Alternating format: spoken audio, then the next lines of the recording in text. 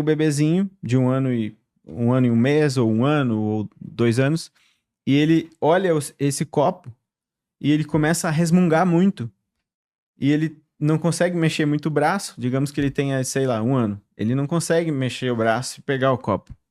Mas o cognitivo dele entende que ele pode pegar o copo. E o motor dele não consegue. É porque as circuitarias neurais, a gente tem vários circuitos, né, neurais no cérebro. Tem o circuito responsável pela parte motora, tem o circuito que é mais cognitivo. Então, por exemplo, é, vou tentar descrever assim, ó. Quem tem TDAH, o que que acontece? Eu olho para esse copo e ao invés de eu olhar para esse copo e pensar assim, é um copo, isso é para tomar e talvez eu queira tomar. Quero tomar, vou tomar e pego. Não é assim que acontece. Quando eu olho para qualquer objeto nessa sala, é quase que automático que o cérebro, na parte motora, ele projete ações e projete objetivos com aqueles objetos. Então, por isso que o TDAH, ele quer pegar tudo.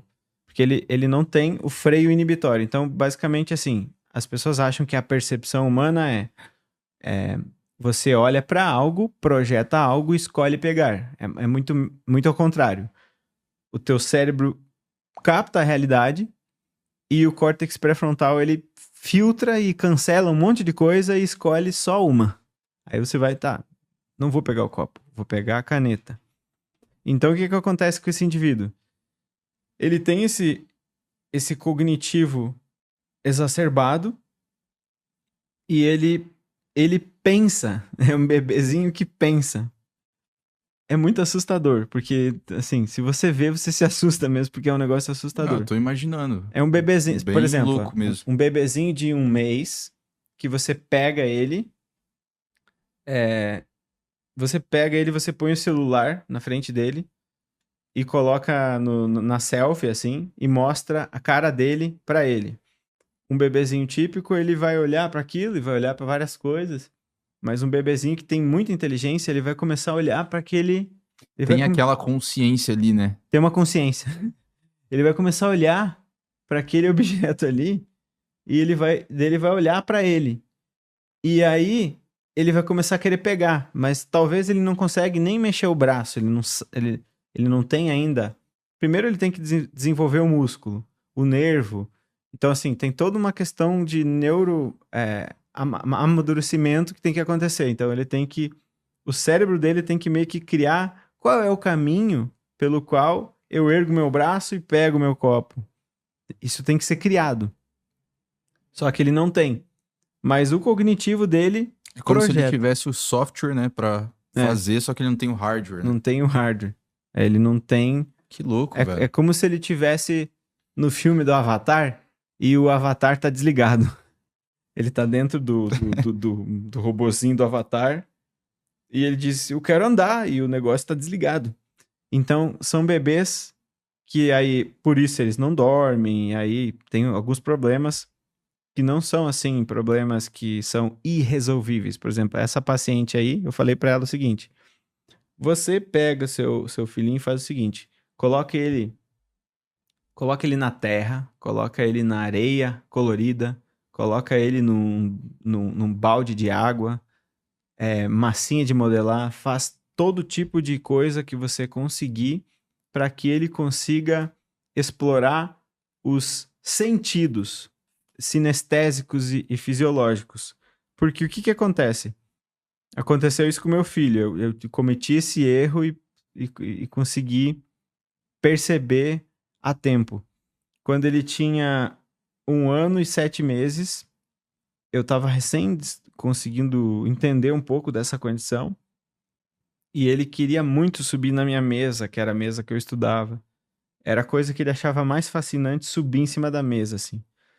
Aí ele subia em cima da mesa e ele ficava muito agitado, eu não sabia o que fazer. Aí um dia eu resolvi falar assim: ó, filho, vou te mostrar um negócio aqui. Aí eu fiz assim, ó. A, esse aqui é o A. B. Aí eu fiz o A, o B, o C e o D. Daí Escreveu no papel. escrevi no papel, assim, bem devagarinho falando o nome. Daí depois eu voltei no A e fiz um risco embaixo do A e falei assim, qual é esse? E ele falou, A. Aí eu falei, qual é esse aqui? B. Enfim, o que eu entendi? Eu entendi assim, naquela época. Ele se interessa por essas coisas. Aí eu comecei a incentivar ele a fazer isso aí.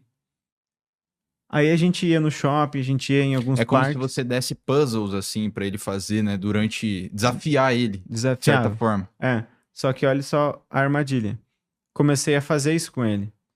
E aí, daí é quando a gente saía caminhar, eu botava ele em cima de mim e ia falando pra ele.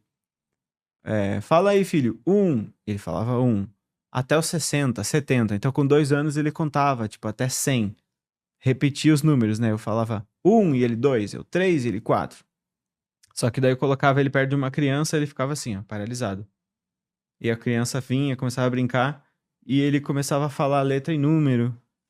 E aí daqui a pouco ele vinha pra perto da gente. Aí eu disse, tem alguma coisa errada. E aí não sei o que deu, me deu uma intuição assim.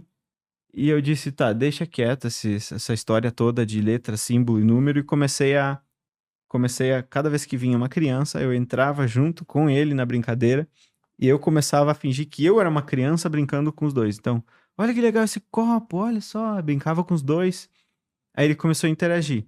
E parei total de ensinar essas coisas, assim, de símbolos, letras e tal. E ele era muito agitado, ele não conseguia sentar. A gente, assim, cada vez que a Dani falava, vamos tomar um café, vamos tomar um sorvete, eu tinha um ataque de pânico, porque não tinha como, era impossível. Nem com celular, nada. Não tinha nada que fizesse ele parar de tentar subir em cima da mesa, pular, assim, muito hiperativo, por conta do TDAH também. Aí o que aconteceu? Eu fui fazendo essa coisa de demonstrar para ele como interagir com as crianças, porque ele tava sempre se sentindo isolado, porque as crianças não queriam saber de letra e número, as crianças queriam correr, subir na árvore, chutar a bola e etc. Aí o que eu falei para essa mãe? Falei para ela explorar toda essa parte sensorial, porque o que acontece?